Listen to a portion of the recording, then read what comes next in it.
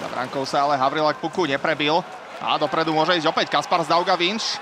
Dauga Vinč mal v tandeme pripraveného Kristofersa Bindulisa. Tento zobral na seba a prestrelil brankára Dominika Riečického. Dukla vyhráva 2-0. Tak toto duo už malo dneska jednu veľkú šancu a teraz si myslím, že úplne zaslúžene Dauga Vinč bol odmenený opäť kanadským bodom a krásne vymyslel túto akciu, kde v tandeme našiel Bindulisa a ten krásnou strelou zvyšuje na 2-0.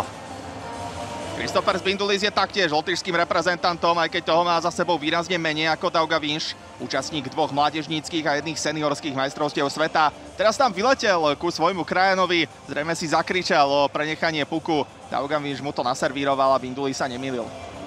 Tak dobre, že podporil útok, ale strela pod vyražačku, mnohokrát sa o tom hovorí, je to nechytateľné, ak to je dobre trafené a toto bolo trafené vynikajúco.